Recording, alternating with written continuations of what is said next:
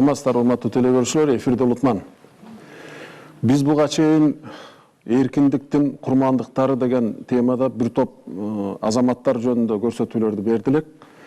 Анда негизинен Совет доорундагы, Совет өкмөтү жаңы башталган кездеги Кыргызстандагы алгачкы жетекчилер жөнүндө сөз кылганбыз. Андан мурда биз Кыргыздын тарыхына кирген кезде Барысбектен бери бир жалпы сөз кылды элек, бирок эч кимисине токтолгон эмеспиз. Биз мындан ары элге маалыматтын Совет доорунда дагы көп жетпей калганын эске алып, бүгүнкү күндө дагы мындай маалыматтар жетпей атканын эске алып, улуттун алтын уулуктары деген бир шарттуу темада Кыргыздын тарыхындагы жарк этип күйүп жанып өчкөн жылдыздар жөнүндө сөз кылалы деп атабыз. Жылдыздар дегенде бүгүнкү эстрада ырчыларын ойлобоңуздар. Ал адамдар каны жанын эл үчүн, жер үчүн арнап кеткен азаматтар эле. Кыргыз тарыхын изилдегенде, аны сөз кылганда биз Кокон хандыгынын тарыхын айтпай кое албайбыз. Себеби бул хандыктын тарыхы Кыргыз тарыхында абдан чоң роль ойногон. Ал эми Кокон хандыгынын ичинде Кыргыз азаматтары кандай жүргөн, эмне болуп ал хандыкты колуна алып жүрүштү, эмнеден улам бул кыргыздардын бардыгы ошол Кокон хандыгынын алдында болуп калган жок, же болбосо көпчүлүгү Кокон хандыгынын курамында турду. Ушул суроолордун бардыгына бүгүнкү күндө эл арасында таанык так жооп жок, бирок тарыхчылар, азаматтар буларды иликтеп бүгүнкү күндө кагазга түшүрүп койду. Биз Кокон хандыгынын тарыхындагы кыргыздар үчүн эң көрүнүктүү роль ойногон, биз баарыбыз үлгү тутуп жүрө турган, анын акыл эсин, парасатын, мамлекеттик деңгээлин эске алып, ошого бой түзөп жүрө турган мыкты ата бабаларыбыздын бири, мыкты азаматы Кыргыздын Нүзүп Миңбаш жөнүндө сөз кылабыз. Студиянын коноктору мына оң тарапта Санжырачы агабыз Сыргак Сооронкулов отурат, андан кийин тарых илимдеринин доктору Тынчтыкбек Чоротегин отурат, андан кийин Нүзүп Миңбаштын атындагы фонддун төрагасы мына Малабек Токтоболотов отурат. Сол тарапта Ташмамат Кененсариев агабыз отурат, тарых илимдеринин доктору, профессор. Андан кийин Кыяз Замандашев Молдокасымов, тарых илимдеринин кандидаты, 5 мүнөттүк эм доктору, кыргыз маданиятына эмгек сиңирген ишмер. Андан кийин бул Нүзүп Миңбашы боюнча китептерди жазган, аны изилдеп жүргөн тарых илимдеринин доктору Жээнбек Алымбаев. Мындан тышкары Нүзүптүн урпактары жана студенттер катышып отурат. Сиз айтсаңыз, бул Нүзүп атабыз каерде туулган? Өмүр баянын кыскача айтып бериңиз. Нүзүп атабыз азыркы Аксу районунда Афлатун деген айыл бар. Ошол Афлатун деген айылда 1794 жылы ошол жерде туулуп, анын атасы өз мезгилинде Эсенбай датка деген, эл арасында Эсенбай датка кадырбактуу адам болуп, ал Кокон хандыгы менен байланыштырган адам болгон. А Кокон хандыгында байланыштырган, ошол Кокон хандыгына кызмат кылган анын бир тууган өзүнүн жакын кайниси Назарбек Сакоо деген болгон. Ошол байланыштар аркылуу ошол Эсенбай, Назарбек ошол мезгилде Шералы ханды 12 жаштагы Шералыны таласка апарган кишилер ошол болгон. Нүзүп Миңбашынын дагы мамлекеттик башчылык катары ролу Кыргызда, Өзбек дагы бардыгы тааныган. Кокон хандыгынын көз каран эместигин калыбына келтирүү күрөшүнүн башында тургандыгы менен байланыштуу. Шералы хан анын куралы гана болгон.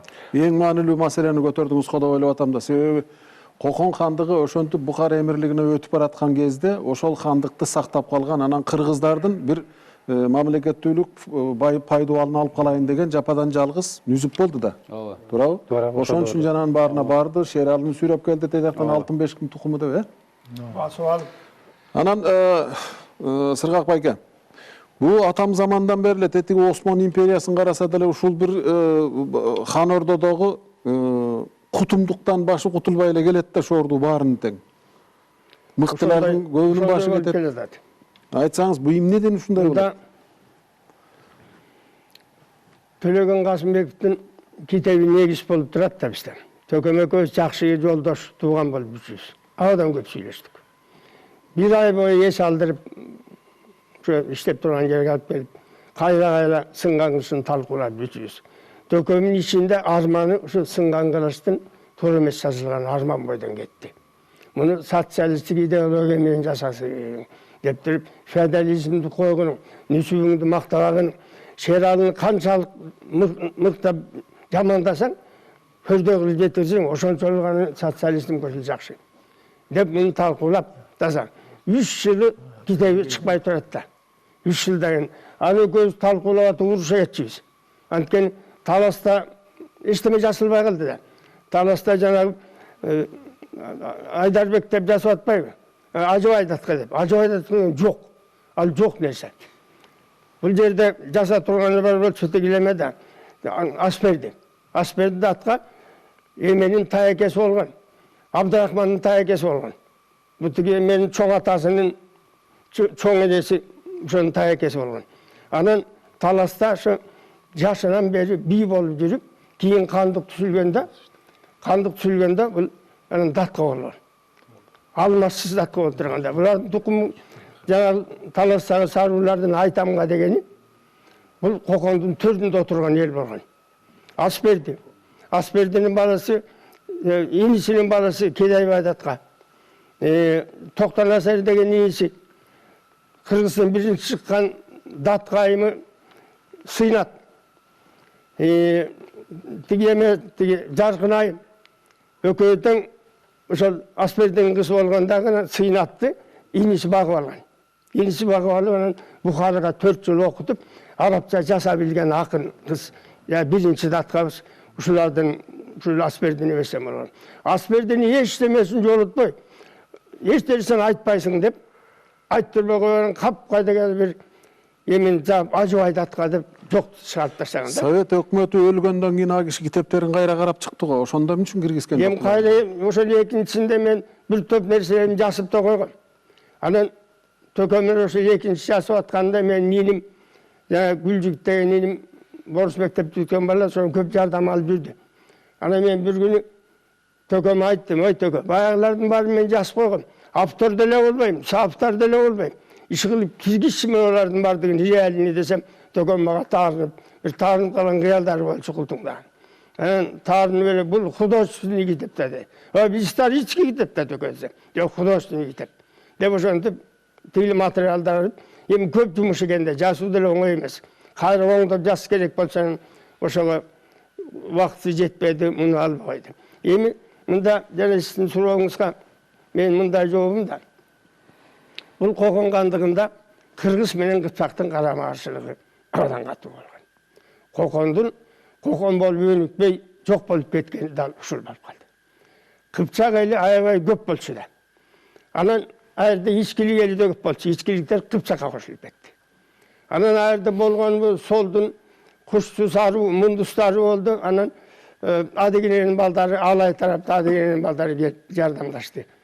Анан негизинен бийликти колго кыргыздар кармап турду. Жана таекелер жаш кылып. Бир чоң аталардан бери жыйында. Тиги эме дагы сарууга жыйын болот да, Бабыр дагы. Бабыр Мухаммед Бажы Бабыр саруудун жыйыны болот. Кадимки эле Султан Бабырбы? Султан Бабыр ошонун тараган элди кандар. Анан тиги эме деген Алтынбешик бар эмес. Бул дагы саруудун жыйыны Ибраим деген тиги аскер башчысынын кызы. Анан ушуларды тага илгери тага дегенди сыйлашып заттап төргөт көрүп.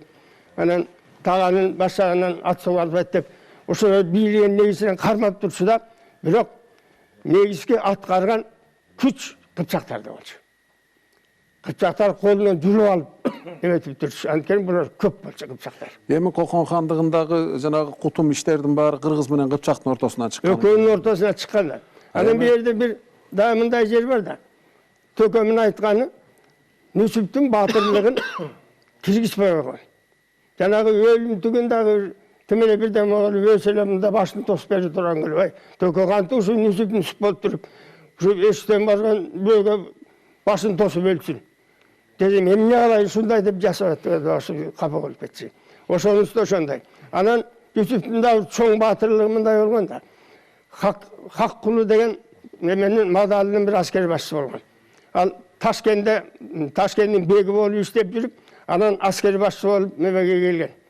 Мадалга. Ошону сен барып талашка барасың да Аспердинин эмесин бийлигин башка кишиге алып бересиң, Ажыбек Датка алып бересиң, Ажыбек ошондо сексен алып бересиң деп туруп 1000 киши менен жөнөткөн 1000 аскер менен. 1000 аскер менен келип, байкатпай келип бир күнү басып, анан кийин Аспердиге айтып, Асперди менен Ажыбек Даткан бир ай болуп, ылдый жакта мына Киев Көркөдө болгон. Ажыбек деген болгон эмес, жок деп атпайсызбы? Ажыбай болгон эмес да. Ажыбай. Ажыбай деген, Ажыбек деген тиги Алчыкенин Ажыбеги да. Анан ошого алып бергенде ортодо калың эл, сарулар кап болуп, кушчулар кошулуп, анан бул эмне деген, биз деген элбиз да. Деп туруп анан кийин эменин бир чоң коргон болгон, ошол коргонго 1000 кишини дайындап, 1000 1000 киши деп туруп анан 1000 аскерди дайындап, анан сарулар кубалап, эмеден айдаганда тиги Киевтин борбордун бер жагынан айдап чыгышкан. Ушудан айдап, анан Каракулжа менен. Ошону айдап отуруп, Чапчыманын белине чейин саткалды бүт өтүп, Чапчыманын белине барганда 100ке жакындан чыгып алып 1000 аскерден как кулеси калды. Бүтпөдөн кырып таштаган. Чапчыманын белине Нүсүп келген. 4 жолдошу менен Нүсүп Чапчыманын белине келип, элди тосуп, "Ой, кагылайын тарастык туугандар, кимди кырдыңар? Сурабай нетпей кырдыңар го? Өзүңөрдүн бир туугандарыңар өлүп калбадыбы? 1000 кишинин арасында. Анын арасында айтамгысы да бар, жетирүүсү да бар, күркүрөөсү да бар, ким карайт? Кушчусу да бар. Өз тууганың өзүң өлтүрдүң го. Анан кырды алды караса, талашчылар көтөрүлө чыгып, Кокондун аскерин кырып атат. Биз күчтүн баарын топтой билсек, талаштан карайбыз деген маселе башталып калганда, ошондо Нүсүп 4 киши менен нааты чыгып, элдин арагы токтотуп, биракты токтотуп, анан бата кылдырып барып кечирим суратып, кээ кишилерге анан ошол жерде чоң батырлык айтылганда, муну айтпайт. Анткени Нүсүп феодализмди, ханды эметкен жактаган киши да. Ушул жерде көп иштей турган көп жумуштар бар да. Рахмат.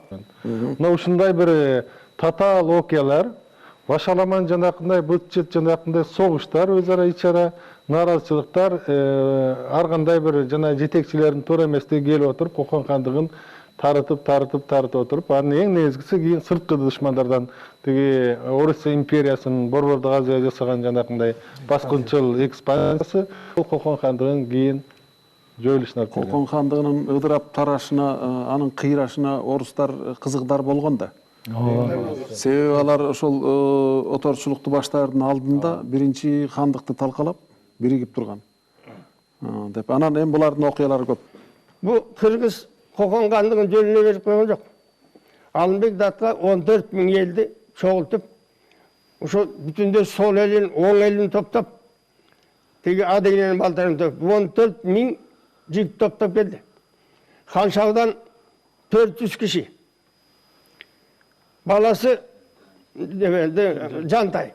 А баласы болса, кыр жигитине Таластандагы 60 жигит топтоп, таакелерине калып.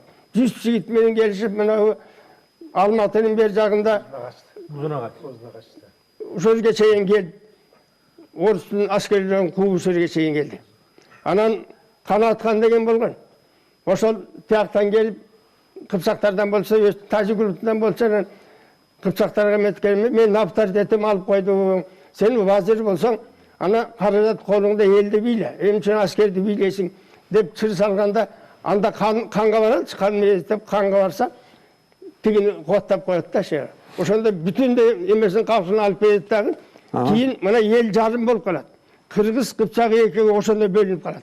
14 000 таратып берет, анан Кыпчактар алымкул баш болуп, орус менен беттешкенде алымкул өзү баш болуп өлүп калган кыйрап калат. Күчтүү мамлекет үчүн эмгектенген мыкты инсандардын жанакындай бир душмандардын алдына салып берет дагы, аны жок кылып алат дагы, анан кийин жанакындай эрки жок хан отуруп калат дагы, ошо менен анан мамлекет ыдырап калган сыяктуу. Шер алгандан эле 5 жол алмашылды бийлик. 5 жол алып эч кимсе иш кыла жок. Жана 3 жол шайланды баласы эч нерсе кыла албаган. Нүсүп миңбашы Кокон хандыгынын эгемендигин сактап калуу үчүн күрөшүп атат. Дал ушул сыяктуу Пулатхан деген ысымды алып алыптыр, жалган ысымды алып алып. Молда Исак Асан уулу дагы Кокон хандыгынын эгемендиги үчүн күрөшкөн. Бизде 19-кылымда ушул эки тарыхый инсанды албетте Алымбек Датка Алымкулду да айтканда дагы, бирок ушул өзгөчө эки инсанды баса белгилешибиз керек да. Кыргыздын ичинен айрымдары, мисалы үчүн Ормон хан өзүнчө хандык түзүүгө аракет кылып атат. Теңир тоонун далай кыргыздары Кокон хандыгынан өзүнчө эгемен мамлекет түзгөнгө аракет кылып атышты. Бул ферганалык кыргыздардын ураны дал ошо болгондо Кокон хандыгын сактоо менен өзүбүздүн бийлигибизди жүргүзөбүз деген. Ошону биз тарыхый чындык катары сөзсүз айтышыбыз керек. Исхак хан болгон эмес да? Хан болгон? Жок, өз Плат хан деп эл өзүн хан көтөргөн. 2 жолу хан көтөрүлгөн. Сафит Булана хан көтөргөн. Бул жерде мына Болот хан деп. Шералы ханды ким өлтүргөн деп мына бул кызыбызга жооп берели. Шералы ханды ким өлтүргөн? Шералы ханды ошол эле мына Исфариямдын аким болгон Рахматулла Датка мен Сатыбалды деген аким, ошолор баштаган кыргыздар өлтүрткөн. Эмне себептен өлтүрткөн? Шералы хан ошол мезгилде жанакы кыпчактарга баш ийип, тажиктерге баш ийип, кыргыздарды четтетип, Нүзүптү өлтүртүп, ошондой бир кыргыздардын абалы оор болуп кеткенде Шералы хан эми өзү мамлекетти башкара албай калды. Кыргыздардын таламын талаша албай кайра аларга кутумдук иштерди көбүрөөк жасады. Шералы хандан кутулсак, мына биз кайрадан өзүнүн ордубузга келебиз деп туруп, Шералы ханды ошол эле кыргыздар өлтүрүп атат кайра. Себеби Шералы хан жана мусулман кулга, Шадыбийге, жанакы алардын азгырыгына баш ийип, четинен кыргыздардын мыктыларын өлтүртүп атпайбы. Анан кыргыздар кыпчактардын жанакындай үстөмдүгүнөн кутулуп, кайрадан өздөрүнүн үстөмдүгүн орнотуш үчүн өздөрү Мурат ханды, Алим хандын урпактарын алып келип, хан көтөрүп, болгону 11 күн, кээ бир тарыхый булактарда 7 күн хан көтөртүп, Коконду өзүнүн бийлигин, кимдин заманы, Мурат хандын заманы деп бийлигин жүргүзө баштаганда, бул жактан мусулман кулан кайрадан барып калып туруп, Мурат ханды тиги ордода аябай чоң күрөш, согуш болот. Анан кыргыздардын баарын ал жактан кырдыртып, анан айрым бир кыргыздар туш тарапка качып, айрымдары чүйгө чейин качып келген окуялар бар. Анан ошол жерден кайрадан мусулман кул Кудайыр ханы хан көтөрүп, өзүнүн жана үстөмдүгүн ал жерге орнотуп калган да. Дагы суроо барбы? Нүзүп 10 башы, Нүзүп 100 башы, Нүзүп 1000 башы деп айтып келебиз да. Анан ошол эле учурда Нүзүп Пансат деп да айтылат да. Ошо Пансат деп 500 башы деп айтылбай, эмне себептен Пансат деп айтылып калганда, бул кандайдыр бир мааниси барбы же эч кандай бир маани деле жокпу? Ошол боюнча айтып берсеңиздер. Анда сиздин сурооңузга кошумча ошол титулдар жанагы ынак деген эмне, лашкер деген эмне, пансат деген эмне иши кылып, ошол учурдагыларды айтып кетсеңиздер, кайсы тилден кирген, бул эмнени түшүндүрөт? Кокон хандыгындагы титулдар, ошол жана ордодогу ар түрдүү наамдар, бул эми көбү Бухарадан да кабыл алынган да, ошон үчүн бул жерде башкача да маани берип калышы мүмкүн. Анан кыргыздар аларды уккандан кийин ошо бир термин угуп алып туруп, кийин андан терминден көтөрүлүп жогору жака чыгып кетсе дагы ошо термин атап кала берген да, жанагы айтып атпайбы? Нүзүптү Пансат деп да атап койгон деп. Туура андай болуп атап калышы мүмкүн. Мисалы үчүн жанагы Абдырахман Аптабашы деген бар, Кудайыр хандын колунан сууюп чоңойгон бала, ошонун доосу. Аны болсо бир жерде Аптабашы дейт, бир жерде Парваначы деп да берет. Бирок Аптабашы деген бул титул эмес, ал жөн эле ордодогу бир Кокон кандыгына гана мындай мүнөзү болгон бир эле жөнөкөй эле бир прозвище да. Эмне, кумганчыбы? Ошондой эле, туура. Ошондой кумганчы, бирок ал титул болгон эмес эч убакта. Ал башка мамлекетте андай деле жок. Бирок Абдырахманды ошондой атап калышканда, кийин баягы ошондон тарыхта калып калды. Парваначы деген эмнеси? Аптабашта оп деген суу куйган баланы оп суу, анан кийин бача деген бул бала деген сөз, эркек бала деген сөз да. Ошо суу куйган бала деген сөз. Кумганчы бала. Ооба. Атеги лашкер башы деген Парваначычы, Парваначы деген жанагы немелерди аткалардын үстүнөн текшерип келип күрсүнөсө. Аткалардын үстүнөн жүргөн киши. Стукачпы, эмне ал? Инспектор да ошолорду текшерип, налог убагында бербейби, бирдеме уурлук суурлук болуп атабы, буйруктарды аткарбай атабы, ошол кандай экен бирөө киши болгон.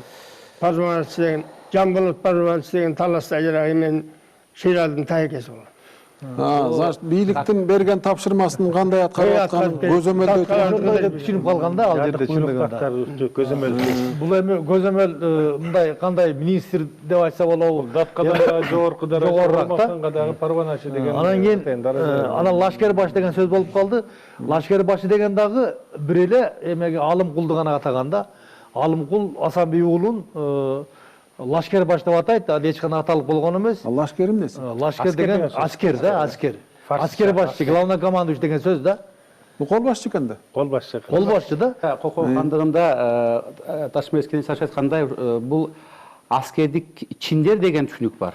Анан ордодо кызмат кылган кызмат адамдар деген бар да. Ушуну анан ошол мезгилде дин өкүлдөрүнүн кызмат деген бар. 3 нерсени бөлүп караш керек да. Биз чаташып жүрөбүз да. Алсак аскердик чиндер Кокон хандыгында өзүндө жөө аскер, анан артиллерия аскер, атчан аскер деген 3 түр болгон негизинен. Ошол аскерлердин өзүнүн наамдары чиндер болгон. Ошол айтайлы Амирлашкер, Батыр башы, Пансат, айтайлы Тукбеги, туу көтөргөн адам. Датка башы, ушул сыяктуу аскердик наамдар. Ал эми ордодо кызмат кылган. Кызмат кылып, ордодо орун алып, хандын жанында жүргөн айтайлы эң жакыны бир убактарда кээ бир хандын убагында миңбашы, кээ бир хандын убагында аталык болуп калган болушу мүмкүн. Болуп калган. Алмашып турган. Кокон хандыгында мына титулдук жактан биз азыр түшүнгөндөй белгилүү система жаратылган эмес деп айтып атат. Китептерге өзгөртүү ошол Шералы хан тууралуу дагы өзгөртүү киргизсеңиздер жакшы болмок. Чоң рахмат. Бул жерде сиздин сөзүңүзгө кошумча, мынагу казак туугандар тарыхка келгенде өтө эле аша чабып атпайбы? Аша чапкандан тышкары буларда бир жакшы нерсе бар. Жакшы айылдын балдары бири-бирин мактап ойнойт. Жаман айылдын балдары бири-бирин кактап ойнойт деп. Же болбосо жакшы айылдын балдары бири-бирин сыйлап ойнойт, жаман айылдын балдары бири-бирин кыйнап ойнойт деген макалдар менен чоңоюшту булар. Бизде бул макалдар айтылбайт. Бир чет. Экинчи чети алардын Кенен Сарысы же болбосо Аблай хандын баары эле бир идеалдуу, ушунчалык кемчилиги жок адамдар эмес. Бирок бүгүнкү күндө кандай көкөлөтүп атышат? Булар бир да ханын жамандабайт. Мүмкүн башка элдердин ушундай позициясы туурадыр деп ойлойм да. Бул мамлекеттик башкаруудо тажрыйбасы жок деген маселеден келип чыгат. Мамлекеттик тажрыйбасы жок болгондуктан ошол Нүзүптүн акылына, Нүзүптүн кеңешине муктаж болду. Ошондуктан болуп атат маселе. Ошондуктан ошол Нүзүптүн өлүмүнө бул ошол кайдыга карап кой деген маселеден келип чыгат да. Туура, жана Кыяз мырза бир жакшы маселени алып чыкты да. Мамлекет башкарууга даяр болгон эмес. Ошол болот. Мына биз учурунда бир мамлекетти кандай киши башкарыш керек деген бир критерийлерди койгондо эң азы 12 критерий коюлган да. Анан ошол боюнча өткөзсөк, Кыргызстанда мен президент болом деп кутуруп жүргөндөр бирөө да өтпөй койгон.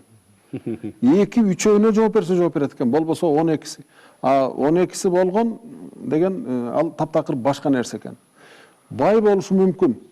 Депутат болушу мүмкүн, мыкты депутат, мыкты бай же болбосо мыкты губернатор болушу мүмкүн, бирок мамлекет башкарыш деген бул мындай тарыхты жакшы билген кишиге бул таптакыр башка маселе. Мамлекет башкара турган киши ал табиятынан таптакыр башкача жаралат. Нүсүп бейден ошо Кокон хандыгынын учурунда 1000 башы, 100 башы жана 10 башы болуп ар кандай чиндерди алгандыгы жөнүндө сөз болду. Бирок эмнеге ошончо Кокон хандыгынын доорунда кадыр барктуу адам кичинекей улутта хан болуп көтөрүлгөн жок? Ошол доордогу ошол Нүзүптүн салмагы боюнча, тажрыйбасы боюнча, эл арасындагы аброю боюнча Нүзүптүн хан болгонго тете адам болчу. Бирок ал биздин Чыңгызхандан бери келаткан бир закон бар. Ал бийликти легитимдештирүү деген маселе. Нүзүптүн бир кемчилиги бар. Ошол Чыңгызхандан бери Орто Азия хандыктарынын баарына жайылган. Сөзсүз хан болуш керек, ал Чыңгыздын урпагы болуш керек деген маселе бар. Ошол Чыңгызхандын урпагы болуш керек. Ошол урпагы болсоң гана сен ошол хан бийликти улай аласың деген маселе бар. Бул дүйнөлүктүн бардык тарыхында бийликке келген адам өзүнүн бийлигин закондоштуруу үчүн сөзсүз түрдө бир канча жолдору барган. Бул бийликти легитимдештирүүнүн бир канча жолдору бар. 5-6 жол бар.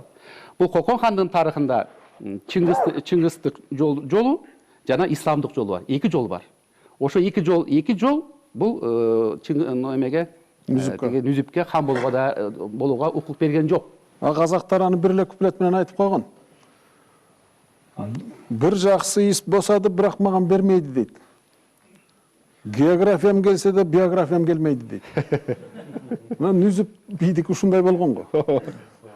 Көчмөн өзбектердин ичинен 1000 деген уруктун өкүлдөрү жанагы Бабурдун тукуму Алтын Бешик деген уламышты чыгарып алып, ошонун негизинде жалаң өздөрүнөн шайлашы керек болгонда, бирок хан болуунун көп жолдорунун бири жана Булаткан деп атпайбызбы, Молда Иса Хасан уулу. Өзү ал ыңкылап кылып, иш жүзүндө өзүнүн жалган ысым менен хан кылып жарыялап алган. Ушундай жол менен келиш мүмкүн эле, бул бир жагынан. Экинчи жагынан Ормон хан ал тиги Ферганадагылардын жомогун карабай туруп эле өздөрүнүн кыргыздын жолу менен хан көтөрүлгөн. Казактар менен кыргыздын айырмасы ушунда болот. Көчмөн кыргыздар алар Чыңгыз хандын санжырасын карап отурушпайт. Ак кийизге көтөрүп хан көтөрө берет. Ошон үчүн кыргыздар өздөрүн бул эч качан бул көчмөн кыргыздар, Теңир тоодогу кыргыздар өздөрүн Чыңгыз хандын урпактарынын санжырасына байлашкан эмес. Ал эми Ферганадагы кыргыздар Кокон хандыгын бийлеш үчүн ошол жергиликтүү салтты бузбаганга алар мажбур болгонда, ошон үчүн Нүзүп бийдики башкадыр, ошону менен эле замандаш болгон Ормон хандыкы ал кыргыздын эрежесине таянган башка окуя. Алымкул аталык жакшы жооп бергенде, ошо Алымкул аталык качан жанакы жерде аталык даражага жетип, Кокон хандыгын бүтүндөй башкарып турган мезгилде Сармазар деген жерде жыйын болот. Ошо Сармазар деген жерде жыйын болгондо жана Зиябедин Максым, жанакы китептин автору, ошол чыгып 3 жол айтат. Бул жерден кимди хан көтөрөлү деп Алымкул аталык улам айтса, эч ким унчукпайт. Анан Зиябедин Максым чыгат да, эми сиз өзүңүз эле боло албайсызбы дейт. Анан дагы бир жол айтат, дагы айтат. Анан акырын ошол жерден айтат. Бул жерде Алымкул аталык. Бул жерде хан болуш үчүн ошол хандын урпактары болуш керек. Ошон үчүн мага хан болууга мүмкүн эмес деп. Бул ошо Алымкул аталыктын өзүнүн жообу. Анан жанакы биз Алтын бешиктин урпактары деп атпайбызбы? Бул деле идеологиялык санжыра. Бул деле мына Алимхандын учурунда иштелип чыккан эле санжыра. Ага чейин жанакы эмне себептен Алтын бешик? Себеби Баурдун тукумун биз ошол Алтын бешик деген жерде, Алтын бешикке бөлөнгөн жерде таап алдык дейт. Илейлекте Алтын бешик деген тоо бар. Ошону таап алганда дейт, ошону 3 эл биригип таап алдык дейт. Ошону кыргыз бир буюмун алдык дейт. Өзбек бир буюмун алды дейт, тажик бир буюмун алды дейт. Анан Алтын бешикти биригип туруп баарыбыз тарбияладык. Эми ушу 3 эл биригип туруп эми ханды көтөргөндө ошол тукумду эле дейт. Хандын тукумун, Алтын бешиктин тукумун хан көтөрөбүз дейт. Ал эми Миң Сулалес деп атабыз. Миң Сулалес менен Баурдун тукуму бири-бири менен дал келбейт. Баур бул келип туруп түрктөшкөн Барлас деген уруудан. Миң Сулалесине таптакыр төп келбейт. Бирок ошону Алтын бешик идеологиясы менен эптеп жармаштырып отуруп туруп, Кокон хандыгында тынчтык болсо экен, хандыкты эч ким талашпаса экен. Мына ушул Алтын бешик деп туруп, ошо Алтын бешиктен чыккан ошо адамдын тукумдары мурас болуп хан болсун деген деп бул идеология кылып туруп эле ошону ойлоп чыгарган. Ошон үчүн Кокон хандыгында жана көрүнгөндөр тажиктер же өзбектер же кыргыздар барып эле өзүн хан көтөрүп алышкан эмес да. Мына ушул идеологиялык санжыраны карманышкан. Бул жанагы ушул Кыястын сөзүнө тиги Бабур сару болгон, Алтын бешик сару болгон деген сөз ал таптакыр чындыкка жатпаган нерсе. Кошумча айтып коюн да. Жакшы айтып атат. Азыр айтып кетпедикпи? Андай ал санжыра таптакыр эмес жок анын. Мына тарых факультетинде окуйт экенсиздер. Сиздер бир изилдеп көрсөңүздөр, кийин келечектеги тарых сиздердин колго өтөт эмеспи? Ушул учурундагы бийликке мыкты кишилерди жолотпогондун жол жобосун ойлоп тапкан куйтулардын иштерин бир анализдеп көрсөңөр.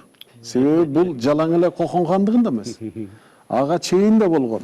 Андан кийин да азыр дагы жолотпой койгондун жолдорун укмуш табышат. Бири легенда ойлоп табат, бири идеология ойлоп табат, бири закон ойлоп табат, бири конституция. Ушинтип отуруп, ал мыкты кишилерди алып келбейт, анан өздөрү тандап ала турган. Баягы мына шералык окшогондордон тандап ала турган жолдорду аябай жакшылап мыйзамдаштырып алат. Бул өзү табигый нерсе экен. Кийин изилдейсиздер. Негизи хан деген даражаны өзү албай туруп мамлекетти башкаруу бул өтө чоң өнөр болгондо, мына Аксак Темир, Эмир Темир эч качан өзүн хан деп ататтырган эмес. Эмир деген ал кол башчы деген эле сөз. Эмир Темир. Бирок хан жөнүндө билесиңер, эчтеке билбейсиңер. Мамлекетти бийлеген, тейлеген ушундай чоң ири дөөлөткө алып чыккан эмир болгон, кол башчы Темир. Мына Нүзүп бий дагы ошо сыяктуу эле саясат жүргүзөйүн деген, бирок Кутумдун айынан 2 жылдан кийин аны четтетишип, андан кийин өлтүрүп салып атышпайбы. Мен сіздерге суроом ушундай, Кыяс ага сизге өрүм келет да. Мисалы үчүн ошол Нүзүп Миңбашынын жеке эрдиктери жөнүндө айтып берсеңиздер. Балким ошол жанагы Кытайга барып жанагы кара бак беле Гүлбактагы чапкан, кара тегинди чапкандагы мындай жеке эрдиктери бар да, мына ушуларды дагы айтсак, анан ошол бир топ анын кишинин образынан, ал кишинин баягы баатырлыгын ачып беребизби деп ойлойм да. Нүзүп жанакы айтып кеттим эле, Нүзүп өзү жөн эле аскер башчы же болбосо 10 башы, 50 башы болуп чыга калган жок. Ал мезгилде кыргыздарда ушундай салт бар болчу. Эгерде анын жеке сапаты ошондой баатырлыкка баатыр болбосо, ал эч качан аскер башчы боло алган эмес. Ошол аскер башчы 1000 деген, 100 деген аскердин эң башында туруп согушка биринчи кирген. Артында коркуп алган аскер башчыны эч ким ээрчиген эмес. Мына Зиябидин Максымда бир жакшы мисал келтирилет да. Биз жанакы эки баатырды бири-бири менен келе жөн эле чабышат деп ойлоп атпайбызбы? Нүзүп дейт ушундай бир жекеме-жеке чыгып калды дейт. Анан алдынан казактын бир дөңкөйгөн дөө дейт, өзүнчө бир чоң баатыры чыгып калды дейт. Анан ошого келгенде Нүзүп айтты дейт, ой сен ким элең дейт. Сен деген мынтип дөңкөйүп турганың менен дейт, сенин оозуңан энеңдин сүтү кете элек. Мен керек болсо ошо энеңдин сүтүнүн даамын таттырып коем деп бири-бири менен 5 мүнөт, 10 мүнөт жана сөз менен бири-бири менен атака коюп бири-бирине. Анан сөз менен аябай психологиялык жактан катуу бири-биринен арбашат экен дагы. Анан ошондон кийин келип алып туруп анан биринчи туруп алып кадимгидей чабышат да. Американ боксерлору бизден үйрөнгөн турбайбы? Ошо сыяктуу да.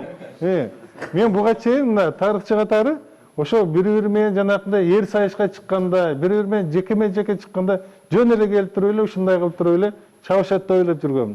Бирок жана Зиябидин Максымдын жанакы Фергана хандарынын тарыхындагы окуяларын сүрөттөгөн көргөндө мен ошондо башкача түрдө согушарын көрдүм. Ошондо Нүзүптүн жеке эрдиги, Нүзүптүн өзгөчө жанакындай бир каармандыгы, жанакындай күрөштөрдө башкаларга үлгү катары көргөзүп бергендиги өзгөчө ошол жерде баяндалат. Анан жанакы Малахан өтө таарынчак болот. Зиябидин Максымдын жазганы боюнчачы, таарынып бир жака качып кетип, анан тигинтип жүргөндө Нүзүп ошону акыл менен эле жакшынакай кылып туруп өзүнүн ордуна коюп койгон. Анан тиги жактан баягы 42-44 жылга чейин жанакындай Ордо үчүн, Шералдын бийлиги үчүн аябай катуу күрөш болуп, анан хандыктын ушундай бир аймагын кайра калыбына келтириш керек болгондо, ошол кеңештердин баардыгын Нүзүп берген. Нүзүптүн айтканы менен жасалган. Нүзүптүн өзүнүн жана турпаты жагынан дагы, акылы жагынан дагы, даанышмандыгы жагынан дагы бул мамлекетти башкарууга жарап калган толук кандуу мамлекеттик ишмер, аскер башчы десек болот. Жеке сапаттагы ошондой болгон. Бирок ошондой күчтүү адамды мына жана сөз кылдык. Ошондой күчтүү адамды жанакындай бери андан төмөн турган адам эч качан жанында тургусу келбейт. Кармагысы келбейт. Себеби ошо эгерде акылдуу хан болсо, жанына акылдуу кеңешчилерин коет.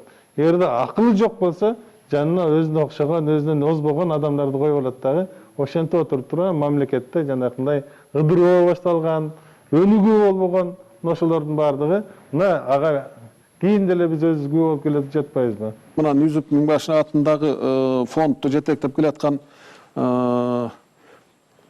биздин Малабек мырзабызга сөз берели. Нүзүп атабыздын орду ошол жана кыргыз башындагы келген бир жетекчи болобу же ошо баштаган инсандардын катарында турсун деген максатта биз ошо биздин бүгүнкү бийлик башчыларга кайрылганбыз. Бардык 3 бутактагы тең бийлик башчылар буга макул болгон. Ушул жылы 2014-жылы өткөрүүгө ошол боюнча мына июнь айында 14-жылы өкмөттүн буйругу чыккан, бүгүнкү премьер-министр Соторбаевдин колу менен. Андан кийин ошол буйруктун негизинде өкмөттө отурум болду. Бул жерде катышып аткандар бар, ошол мүчөлөрү, ал жерде комиссия түзүлгөн, 30тан ашык катуу катышкан комиссиясы бар. Анан ал жерде ошол жана бүгүнкү айтылып аткан бүт иш-чаралар түзүлгөн. Ошол иш боюнча азыр иш-чара жүрүп атат. Ал жерде ушул жерлерде илимий конференция өткөрүү боюнча бүгүнкү күндө ошол Нүзүптүн ордун же болбосо кылган ишин, мурунку ошо баскан жолдорун элге, журтка даңазалоо боюнча тааныштыруу иретинде ушул эле теле, радио, газеталарга да ошондой сунуш болгон, ушуну убагында көрсөтүү маселесинде. Анан кийин эми андан башка китеп жазуу боюнча, тарыхый да китеп, адабий китеп экөө тең жазылып бүтүп атат. Биз адабий китеп бүттү, биринчи томдугу. Экинчи тарыхый китеп кайра оңдолуп, мурун Нүзүп би деген 2000-жылы китеп чыккан. Мына бул жерде автор отурат, Жээнбек Байскулович. Жээнбек Байскулович кайра дагы толуктап, жанагы маалыматтардын негизинде жазып атат. Буюрса экинчи китепти бул жакын арада берем деп атат. Буну да чыгарабыз деген алда биздин алдыбызда ошол иш-чаранын ичинде бар. Андан тышкары кыска жарым сааттык кино тасма тартылды. Ушул иш-чараны жалпы республикалык деңгээлде өткөрөбүз дегенде көрсөтөйлү деген максатыбыз бар. Ал маселе бүтүп атат. Ушундай азыр эми айкел маселеси боюнча. Биз айкелди ушул коомдо талкуулап бир айкел даярдап аткан элек. Биз аксакалдардын сунушу боюнча Кербенге алып барып койдук. Даптаяр турат. Азыр ордун берди. Кербен шаарынын кеңеши карап. Буюрса бир жуманын ичинде айкел коюлуп бүтүш керек. Экинчи айкел даяр. Биз 2 ай болду. Сентябрь айында бүт кагаз иштерин Бишкек шаарлык мэрияга тапшырганбыз. Бүгүнкү күндө ал жерде бир комиссия бар экен, өзү топ. Ошол караш керек экен. Айкелибиз даяр. Биздин ордун маселесинде макулдашылган, талкуу болгон. Жеңиш паркынын ичине деп, ошол жерде азыр күтүп атабыз. Бизге кайсы күнү жерди белгилеп көрсөтүп берсе, биз айкелди коелу деген оюбуз бар. Ушул иштер бардыгы бүтсө, анан жанагы жерлерде азыр илимий конференция өтөт. Өзү иш-чара боюнча Жалал Абад областында, Жалал Абад университетинде өтүлсүн деген иш-чара бар. Улуттук университетте да өтсүн деген бар. Булар азырынча болду элек. Анан ошо Аксыда да айкелди ачканда ошол жерде бир илимий конференция өтөт деген оюбуз бар. Буюрса мына тарыхчылар менен калган ошо биздин мүчөлөр менен сүйлөшкөнбүз. Кайсы жерде кандай иш-чара болсо булар активдүү катышып, өздөрүнүн ойлорун айтып берип атат. Бүгүнкү талкууда да болгон аябай жакшы, кеңири айтылган бүгүнкү маанилүү сөздөргө мен бардыгына ыраазычылык билдирем. Ошол коомдун атынан мен жалгыз эмесмин, коомдо бир топ бизде инсандарыбыз бар, урпактар бар, биз менен бирге жүрүп иштеп аткан. Ушул бардыгын биз өкмөттүн бүгүнкү оорчулугун, каражаттын жоктугуна байланыштуу бардыгын демөөрчүлөрдүн эсебинен биз жасап атабыз. Мына сиздер көргөн караш окуясы бар, выстрел на переводе караш деген. Ошондо жанагы Жараспайды Күчүков деген жерин саттырган кезде. Анан Күчүков эмне капы болуп турасыз дегенде Жараспай айтат эмеспи? Бүркүттүн көзүн таранчы ойгонуна таң калып турам деп. Мына ушул биздин кайгылуу тарыхыбызда качан болсо кайталанып келаткан улуттук трагедиябыз. Качан болсо бир жүргөн таранчы биздин бүркүттөрдүн көзүн ойгон. Байкуш бүркүттөр шаңшыган бойдон кете берген. Тарыхтын бүктөмүндө биз бүгүн ошолордун арбагы ыраазы болсун деп, ошолордун арбайы көтөрүлсүн деп, ошолордун аброюн өйдө көтөрөлү деген аракет кылдык. Бүгүнкү темабыз Нүзүп Миңбашыга арналды. Бизди ушул турмушка жеткизген, ошон үчүн жанын, өмүрүн берген адамдарды бир туу кылып көтөрүп ала турган милдетибиз бар мойнубузда. Ошонун баарын алып чыгыш үчүн биз тарыхты жакшылап тактап алышыбыз керек. Жомок менен эмес, чыныгы тарых менен жашашыбыз керек. Саламатта болуңуздар.